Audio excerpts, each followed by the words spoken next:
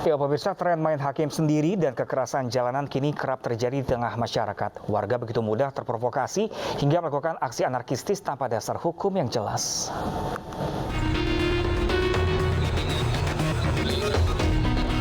Lagi-lagi, kekerasan jalanan alias main hakim sendiri terjadi. Kali ini di Desa Penungkiran, Kecamatan STM Hilir, Kabupaten Deli Serdang, Sumatera Utara. 3 terduga pencuri motor meregang nyawa setelah diamuk massa usai kepergok beraksi. Tak hanya menganiaya terduga pelaku, massa juga membakar motor yang digunakan korban. Sebelumnya viral di media sosial, warga mengamuk dan merusak mobil mewah di Bantul, Yogyakarta. Ironisnya, perusakan terjadi saat penumpang masih berada di dalam mobil. Perusakan dipicu pengemudi yang terlibat cekcok dengan juru parkir. Alih-alih menyelesaikan masalah, pengemudi malah tancap gas dan memicu kemarahan massa. Akibat kasus ini, 3 orang pelaku pengerusakan mobil ditangkap. Dari ketiga tersangka, 2 diantaranya pengendara motor dan 1 lainnya warga yang ikut-ikutan. Selain ketiga tersangka, polisi masih mengejar pelaku lain yang terlibat. Polisi menjerat para tersangka dengan pasal 170 pengeroyokan dengan ancaman penjara 5 tahun. Sementara di ibu kota, kasus main hakim sendiri berujung maut menimpa seorang lansia.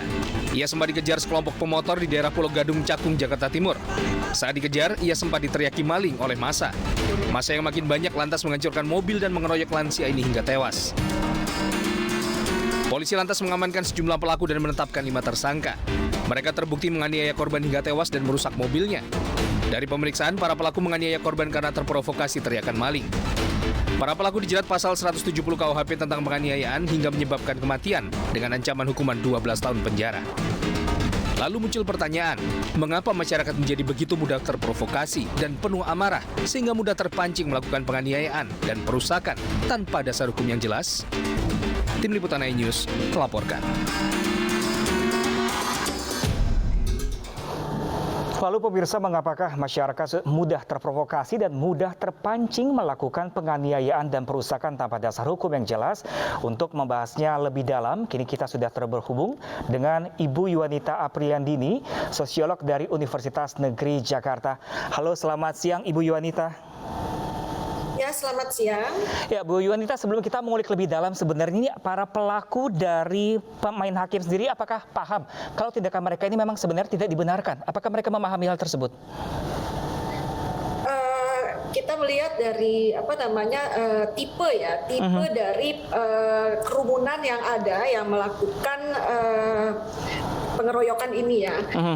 Di dalam satu kerumunan itu sebenarnya ada yang namanya penyebaran perilaku yang tanpa disadari, ya, mematahkan rasionalitas sehingga dia tunduk pada satu komando.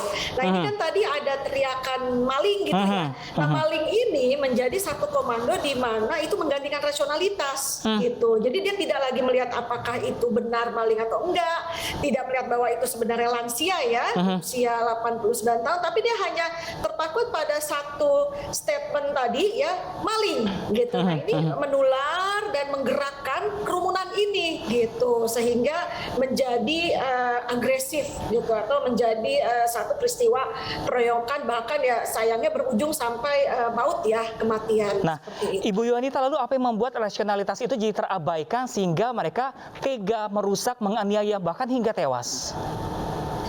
Nah, rasionalitas ini memang banyak faktor ya, bisa bilang seperti tadi saya bilang bahwa individu di tengah kerumunan gitu kan, dia kan tidak lagi menjadi seorang individu, tetapi dia bagian dari crowd atau kerumunan itu. Nah, kemudian yang kedua, kita tidak bisa menutup mata ya bahwa kondisi masyarakat saat ini, menurut saya ini masyarakat yang sakit ya Mas ya. Artinya gini, mudah sekali terpicu hal-hal yang sebenarnya harusnya kan ada klarifikasi dulu, ya, atau ada pembuktian dulu. Atau minimal kan bisa ditangkap dulu, dibawa ke polisi, diamankan, ditanyai gitu ya, itu kan prosedur yang benarnya. Tapi kenapa sakit gitu?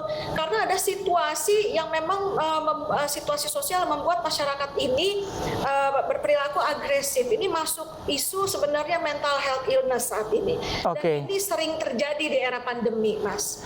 Ibu Yuwanita, bisa dijelaskan nggak sakitnya yang dimaksud Ibu Yuwanita? Masyarakat kita sakit seperti apa sih saat ini sehingga emosinya mudah membludak seperti itu? Betul. Betul, jadi sakit ini bukan sakit fisik ya, Mas. Jadi lebih kepada isu mental health illness. Jadi kesehatan mental gitu loh. Jadi mentalnya nggak sehat gitu loh, karena memang tekanan-tekanan pandemi 2 tahun, kesulitan ekonomi, jadi mudah terprovokasi gitu ya, terprovokasi membangkitkan perilaku atau sikap agresif gitu. Lah, lalu dengan apakah agresivitasnya sampai menimbulkan korban. Lalu dengan apakah sikap anarkistis seperti ini merusak, menganiaya ini sebagai sesuatu cara untuk melampiaskan emosi kah seperti itu? Betul, karena kondisi pandemi ini kan membuat kita stressfulness ya, bahkan mungkin beberapa depresi ya, gitu ya. Jadi mental health illness ini sebenarnya perlu diwaspadai gitu ya. Tidak hanya selama ini kan kita dengar penyakit fisik ya yang diakibatkan pandemi, tapi non fisik itu psychological factor itu juga cukup mempengaruhi gitu, besar pengaruhnya saat ini. Nah, kalau tanda-tanda seseorang mungkin kita punya kerabat yang memiliki mental illness seperti itu, seperti apa sih gejalanya, Ibu? Dia bisa hal-hal yang kecil itu dia bisa langsung stres gitu ya. Kemudian menutup diri itu udah lebih lebih berat lagi gitu ya, menutup diri, menarik diri dari pergaulan atau lingkungan sosialnya. Perubahan perilaku yang tadinya terbuka, ceria, riang menjadi tertutup gitu. Itu yang sudah gejala berat ya, dan memang harus bantuan gitu. Tetapi memang kalau banyak yang seperti ini ke depannya jika dia terlibat dalam satu kerumunan tadi ya kan, ini juga mudah lagi gitu ya, tersulutkan lagi gitu. Lalu Ibu, kalau selain dari adanya mental illness ini, apakah ini juga ada kaitannya dengan ketidakpercayaan masyarakat terhadap penegak hukum saat ini? Dari aspek penegakan hukum memang kita melihat ya akhir-akhir ini gitu, kita juga disuguhi oleh tindakan aparat penegak hukum yang memang seharusnya tidak terjadi ya, atau tidak dilakukan gitu ya. Nah ini memang trust dalam masyarakat ya gitu, juga menurun gitu. Nah ini kan juga turut menyumbangkan perilaku agresivitas juga. Nah, lalu Ibu, edukasi atau sosialisasi seperti apa sih yang bisa dilakukan untuk mencegah hal tersebut? Nah mungkin ini harus bergandengan ya kita ya dengan para penegak hukum gitu ya. Nah jika memang ada indikasi ada kejadian atau tindakan kriminalitas, apakah itu pencurian gitu ya, perampokan dan sebagainya, yang memang harus bisa ditangkap ya oleh masyarakat, tapi jangan diadili sendiri gitu, main hakim sendiri, harus dibawa kepada ya satu institusi gitu ya, ke kepolisian gitu ya, dan nanti diselesaikan di sana. Tapi memang ini tugas besar gitu ya untuk mengembalikan kembali trust ya masyarakat gitu ya terhadap ya beberapa laporan kan kita tahu kemarin kasus-kasusnya kan tidak ditindaklanjuti juga ya Mas. Jadi memang harus bersinergi ini. Jadi kalau menurut Ibu Yuwani tadi, tanggung jawab siapa untuk edukasi dan sosialisasi ini?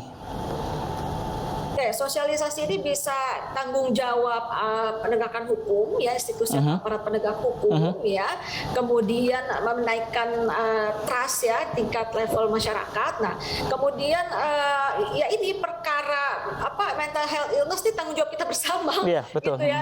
Level terkecil keluarga gitu dilihat anggota keluarganya ini ada yang mengalami perubahan perilaku yang cukup signifikan nggak, misalnya kan yang tadinya ceria menjadi pendiam, tertutup, yang tadi ekstrovert menjadi tertutup gitu ya, menarik diri gitu.